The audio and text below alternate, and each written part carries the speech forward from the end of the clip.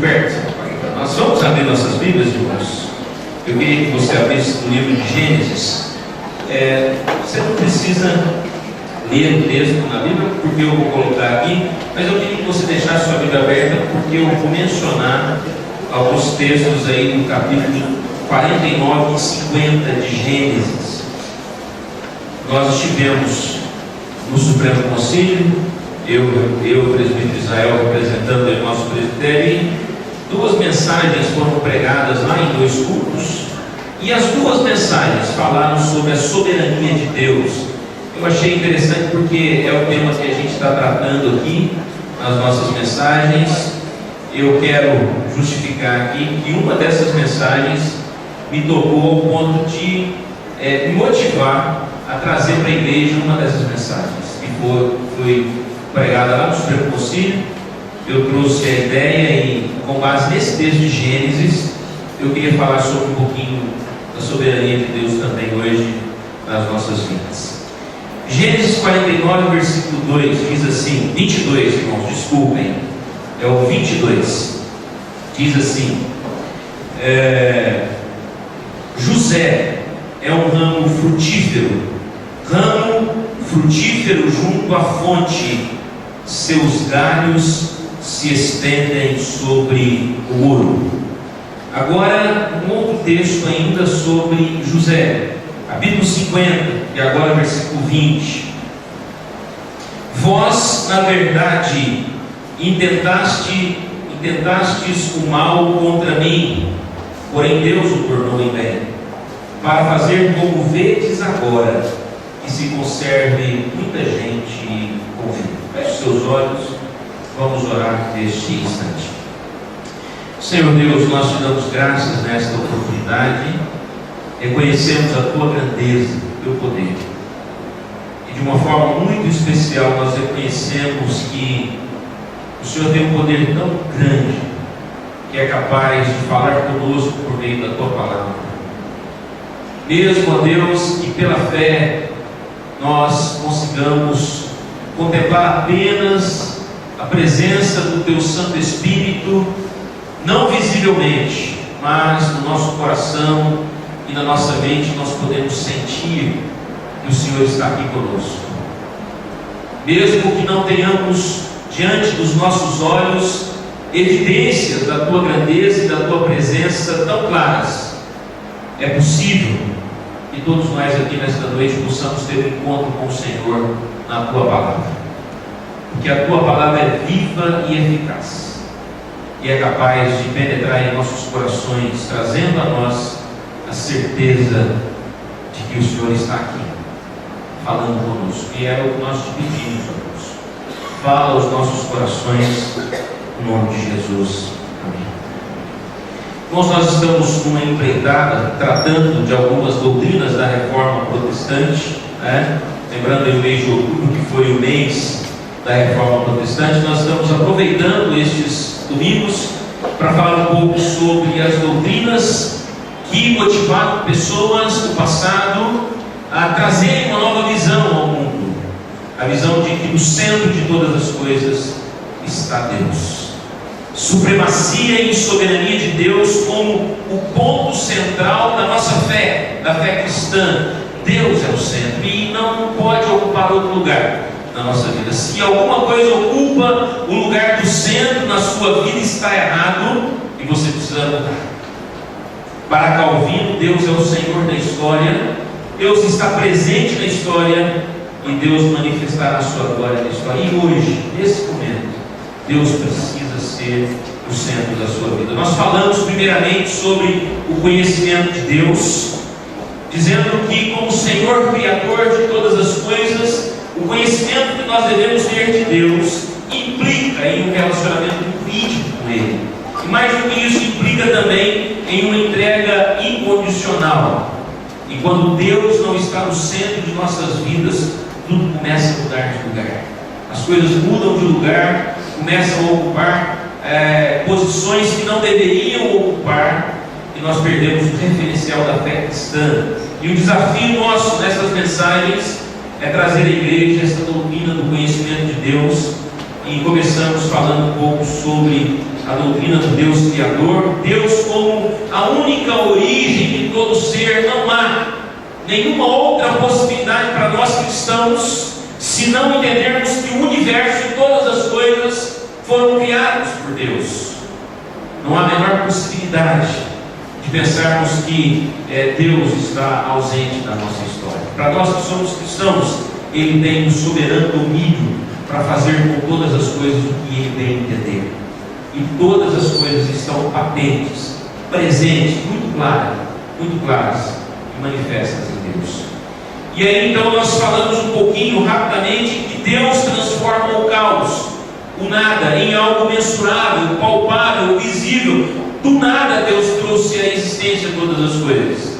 E com isso nós queríamos dizer que às vezes, se a sua vida estiver um caos, Deus pode fazer surgir coisa nova no seu interior. E se você crê que Deus é o seu Criador, então você precisa crer que Deus pode te criar novamente, pode remodelar a sua vida, pode te dar uma nova oportunidade. Nós falamos também que Deus tem um propósito em todas as coisas criadas. Se o menor organismo, a menor partícula que existe no universo tem um propósito dentro de toda a criação, é óbvio que Deus tem um propósito na sua vida. E o propósito de Deus para as nossas vidas é manifestar a sua glória. E isto acontece quando nós estamos em aliança com Deus. Calvino vai dizer que o resumo de todo conhecimento verdadeiro consiste em 2 pontos: conhecer a Deus e conhecermos a nós mesmos. E a proposta de hoje, então, é utilizarmos um exemplo prático desse conhecimento de Deus. Alguém que na palavra de Deus manifesta uma consciência muito clara de quem é Deus na vida dele. E aí então nós podemos entender como o conhecimento de Deus pode atuar na nossa vida a tal ponto de nós termos nossas vidas conduzidas, direcionadas pelo propósito e pelo poder de Deus. E eu escolhi então o exemplo de José, que é o texto que nós lemos aí em Gênesis capítulo 49, versículo 22. E nesse texto que nós temos diante de nós é a bênção de Jacó, pai de José. Se você abrir no capítulo 49, a partir do versículo 1, você vai ver que Jacó, o patriarca, pai ainda velho, ele está próximo da sua partida, próximo da sua morte. E como era costume naquela sociedade patriarcal, José profere as bênçãos aos filhos, Jacó profere as bênçãos aos filhos.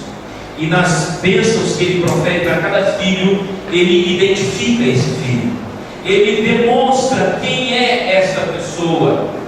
E no capítulo 49, versículo 22, Jacó está se referindo a José, dizendo que ele é um ramo frutífero junto à fonte, seus galhos se estendem sobre o muro.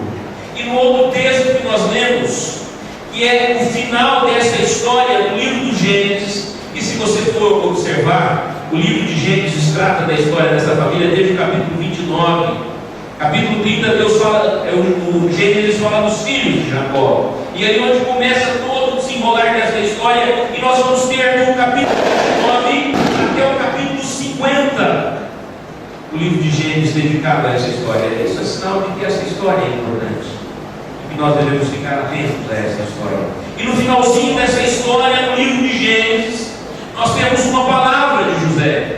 Se na primeira palavra do pai de José, o pai identifica quem ele é, nessa palavra nós podemos perceber como José identifica Deus, como José se relacionava com esse Deus, e como o conhecimento que ele tinha desse Deus era importante para que ele moldasse a sua vida e o seu caráter. E nesses 2 textos, então, nós temos essas 2 ideias básicas: como o pai de José viu José e como o próprio José viu Deus. E isso é importante para nós nesta noite, porque a pergunta que eu queria fazer é, olhando para a história de José, o testemunho do pai de José acerca de quem ele era, eu queria fazer essa pergunta: o que fez de José se tornar um ramo frutífero? A palavra é muito clara. O pai de José, ao proferir a bênção sobre ele, ele diz: José é um ramo frutífero junto à fonte. Nós conhecemos a palavra de Deus. Nós sabemos que essa expressão nos faz lembrar pelo menos dois textos. Um dos textos é o texto do Salmo 1, que nos fala sobre o homem que é plantado junto às correntes das águas, e que no devido tempo dá o seu fruto, e cuja sua folhagem não murcha, e tudo quanto ele faz é bem sucedido. Jacó está dizendo que José é este ramo frutífero, plantado, sedimentado, vinculado à fonte. E quando nós olhamos o texto de Jeremias, capítulo 17, quando o profeta está dizendo: olha, maldito o homem que confia no homem e faz da carne o seu braço mortal, ele será como um arbusto solitário, não vê quando vem o bem, nos tempos de sequidão se entristece. Mas ele diz que o homem que confia no Senhor é como uma árvore plantada junto às correntes das águas. Quando vem o tempo de sequidão, não se aborrece, não se estremece, consegue ver o poder e a grandeza, consegue entender que se está relacionado, fundamentado, plantado junto à fonte, então pode dar frutos, a sua folhagem não murcha, fica verde sempre. E aqui então nós chegamos a essa pergunta: o que fez de José se tornar um ramo frutífero? E a resposta é óbvia. O que fez de José se tornar um ramo frutífero é que ele tem uma consciência muito clara de quem é Deus na vida dele. Ele sabe qual é a fonte da sua existência. Por isso ele está aqui, junto à fonte. E ao mesmo tempo em que José tem essa consciência da fonte de quem é Deus, ele tem uma consciência de quem ele é. E aqui nós estamos dentro da doutrina reformada, porque nós só podemos entender quem é Deus se nós entendermos quem nós somos. E nós só podemos entender quem somos se entendermos quem é Deus. E um conhecimento leva ao outro, porque se você compreende que Deus é a fonte, o centro de poder da sua vida, então a sua compreensão de si mesmo, ela é transformada por este conhecimento. E se você compreende quem você é diante da fonte, diante desse Deus, a sua compreensão desse Deus se alarga, se expande, e você começa então a entender que a única possibilidade de vida que você tem é estar arraigado nesse Deus. E esse é o exemplo prático do conhecimento de Deus na vida de José. E eu quero começar falando sobre isso, a consciência que José tem de Deus. Como José lidou com sua história e com os problemas da vida. José perdeu a sua mãe muito cedo, quando ele teve o seu irmão, o irmão mais novo, o filho mais novo, Jacó, Benjamim. A mãe de José, Raquel, morreu do parto. Como se não fosse o bastante, talvez por causa dessa morte, por causa do amor tão grande que Jacó tinha para com Raquel, o pai começa a se apegar mais a esse filho, José. E os irmãos têm ciúme de José. E você conhece a história. Se você não conhece, eu vou resumir algumas coisas que os irmãos de José fizeram com ele. Primeiro, eles maltrataram José, humilharam José, tentaram excluir José da comunhão dos filhos. Eram 12 filhos e os irmãos, os 10 filhos que não eram filhos de Raquel, não aceitavam José. Ele era excluído dentro da sua própria casa. E talvez você saiba o que é isso, porque algum dia na sua vida você se sentiu excluído, talvez de um grupo, ou talvez dentro da sua própria família, ou talvez em um ambiente em que você queria estar, e de repente você sente que ali não é o seu lugar, porque as pessoas não te querem ali. E José vivenciou essa situação. Ele foi maltratado, tentaram matar José, ficaram com medo, não conseguiram, acho que não tiveram tanta coragem. Os irmãos jogaram José numa cisterna: deixa, ele vai morrer ali. Um dos irmãos, um pouquinho de misericórdia, foi lá e salvou José da cisterna, mas eles maquinaram e venderam José como escravo. Naquela época havia escravidão, e os próprios irmãos venderam José como escravo.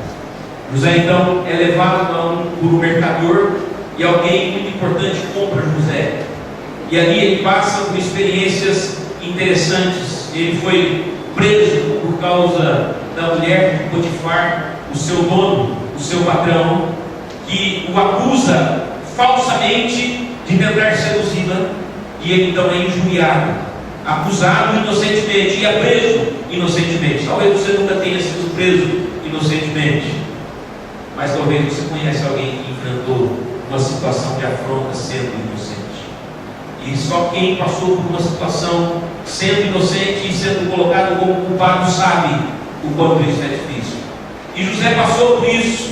Só que José, ao mesmo tempo em que ele passa por esse estado de humilhação, ele é exaltado, ele é elevado à condição de governador do Egito, e os problemas da vida, as situações de humilhação e de exaltação não mudaram a consciência que José tinha de Deus. Isso me faz lembrar o texto do apóstolo Paulo: tanto sem estar humilhado, como também exaltado, tudo posso naquele que me fortalece. A consciência de Paulo é a mesma de José.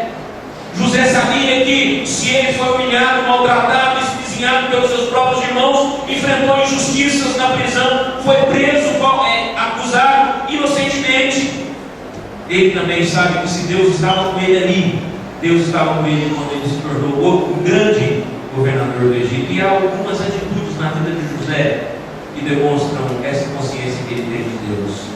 No capítulo 41, versículo 51, José vai dizer o seguinte: Deus me fez esquecer todos os trabalhos e de toda a casa de meu pai.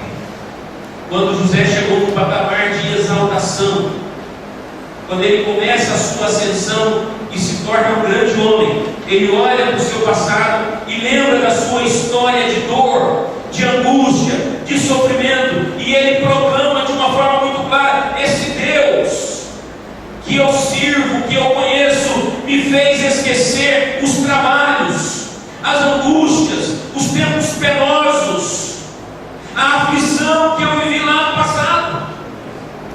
Essa é a consciência de Deus. O Deus que estava com ele era poderoso o suficiente para fazê-lo enfrentar as dificuldades e as adversidades, e ele tem consciência disso. No capítulo 39, versículo 2, versículo 21, versículo 23, nós vamos encontrar a mesma expressão do narrador do livro de Gênesis. E o narrador vai dizer assim: o Senhor, porém, era com José. Em todos os momentos da vida dele, a consciência que José tinha de Deus é que o centro, o núcleo, o ponto forte da sua existência não eram os problemas, não era a sua exaltação, o seu poder. O centro, o núcleo, o ponto forte da existência de José não podia ser outro senão o próprio Deus. E é isso que Deus tem que representar na sua vida, e você precisa conhecer Deus dessa forma. Porque se você não conhece Deus como o centro de tudo na sua vida, você não consegue suportar as adversidades, e você não consegue suportar as seduções das grandezas e das exaltações que você um dia pode viver. No capítulo 50, versículo 19 e versículo 20, nós encontramos expressões interessantes de José.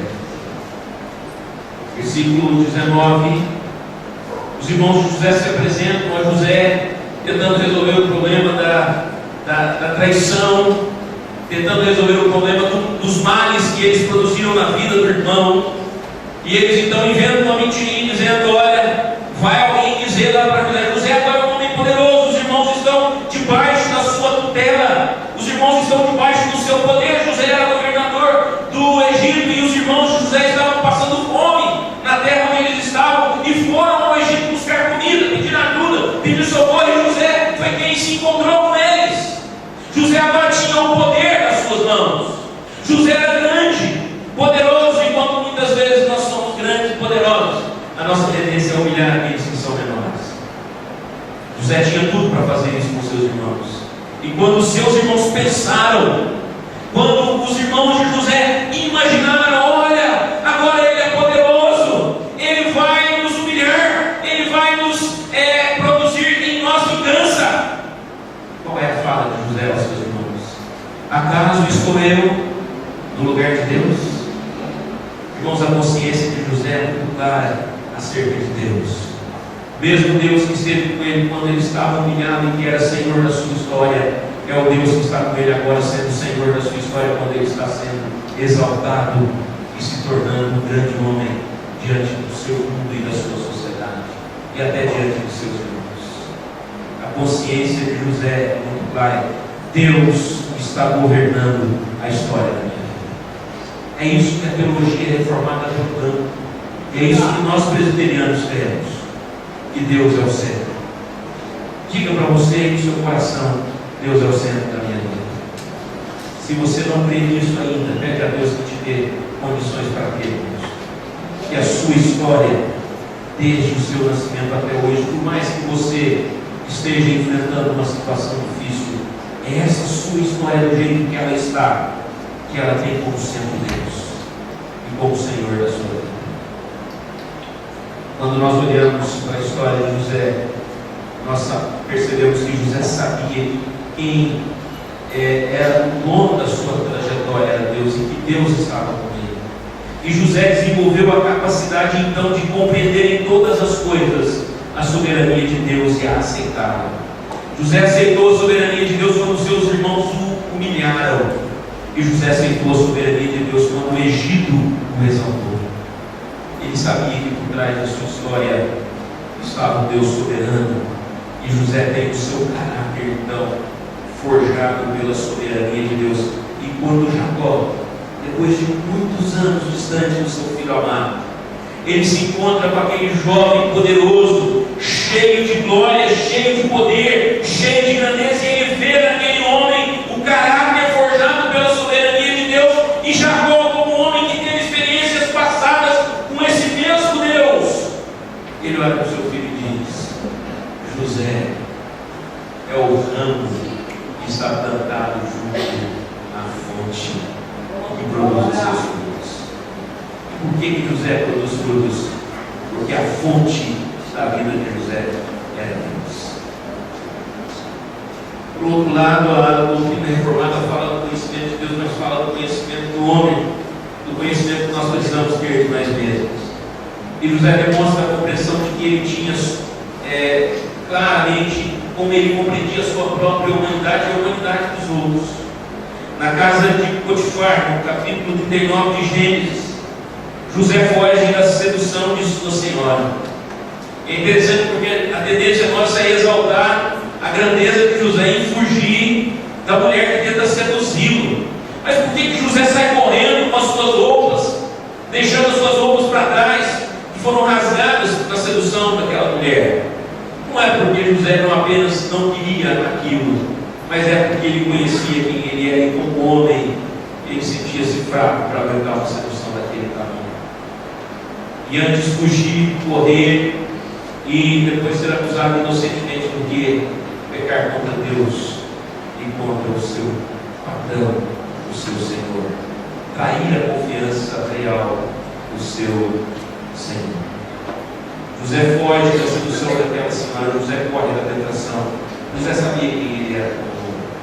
Outras histórias interessantes, 3 atitudes de José demonstram como ele se conhecia e como ele conhecia a humanidade. No capítulo 50, versículo 17, enquanto os irmãos estavam tentando resolver aquele problema, o texto diz que José chorou e chorou muito. O versículo de José diz que enquanto seus irmãos conversavam com ele estava em prantos. Olha, irmãos, não tenho dúvidas, o grande governador do Egito, José, o homem poderoso da época, aquele que tinha na sua mão o poder dos exércitos de Faraó, aquele homem extremamente poderoso que tem diante de si 11 irmãos, 10 deles extremamente morrendo de medo daquele homem que era poderoso, e esse homem se derrama em lágrimas diante dos seus irmãos, demonstrando quem ele era, a sua fragilidade, a sua fraqueza, reconhecendo a dor que ele estava sentindo naquele momento. Eu queria saber o que se passava na mente de José naquele instante. Talvez ele tivesse pensado assim: nossa, com um estalar de dedos eu boto esses 10 para correr, porque Benjamim não tinha prejudicado a vida dele, apenas os seus outros 10 irmãos.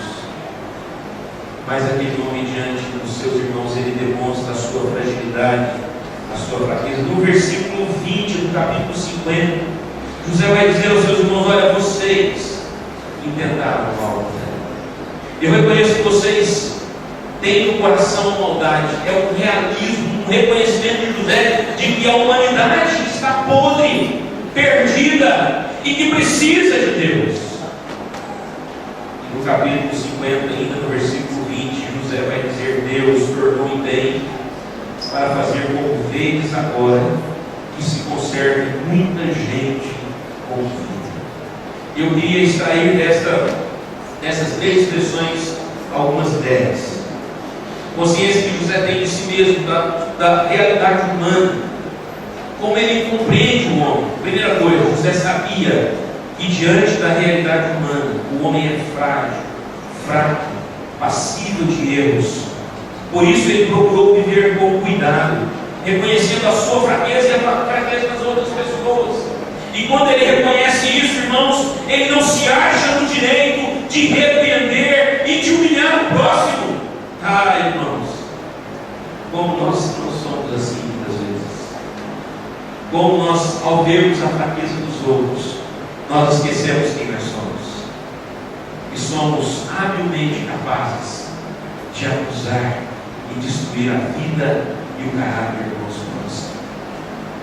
Como nós somos incapazes de perceber que, enquanto seres humanos, somos tão frágeis quanto aqueles a quem acusamos e maltratamos nessa vida.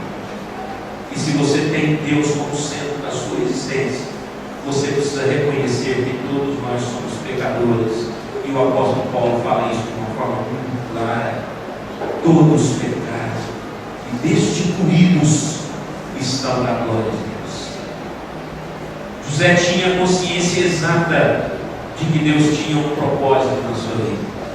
Quando nós vemos esse texto, nós olhamos José dizendo: olha, eu sei que vocês fizeram mal contra mim, mas eu sei também que por trás disso tudo Deus tinha um propósito especial. E aí está o ápice da teologia reformada. Se eu conheço quem é Deus, Ele é o centro da minha vida, a minha vida só existe por causa dele. Esse Deus tem um propósito. E é assim que você precisa compreender a si mesmo e compreender a Deus, mesmo frágil, mesmo fraco, mesmo pecador. Você precisa entender que Deus é o centro da sua vida e Ele se preocupa com você ao ponto de ter um propósito para você. Eu queria terminar esta mensagem com duas frases ou duas citações.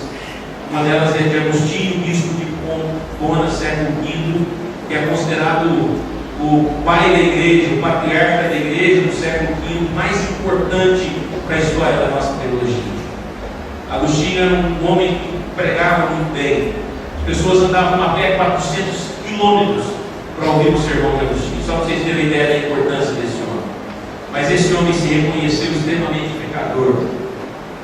E um dia ele fez uma oração nas suas confissões diante de Deus e ele disse para Deus, ele está falando para Deus e para os homens. Para Deus ele diz: não retires o teu rosto de mim, para que eu possa encontrar o que procuro. Não te apartes do teu servo em ira, para que ao te procurar não corra atrás de outra coisa. Sê tu meu auxílio, não me deixes, nem me desampares, ó Deus, meu Salvador.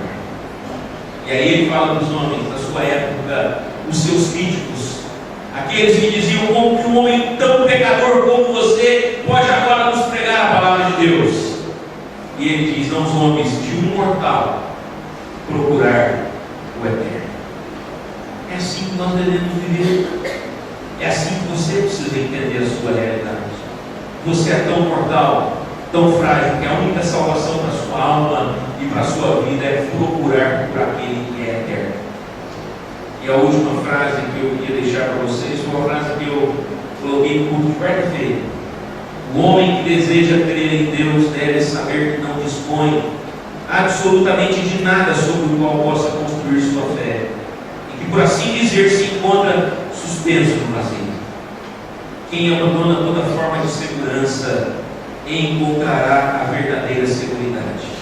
Diante de Deus, o homem tem sempre as mãos vazias, do último teólogo do século XX. E este homem está querendo dizer para nós que a única maneira de você ter segurança na sua vida e nesse mundo é quando você abandona toda forma de segurança. Seja ela dinheiro, relacionamento, saúde ou o que quer que seja. E a única forma de segurança que você tenha seja o Deus soberano, que é o centro da sua história, a fonte da sua vida. Você só encontrará segurança se você se encontrar com o Eterno. Nosso Deus soberano, Criador de todas as coisas, Senhor da sua vida, da minha vida, Senhor da nossa história, a fonte de tudo.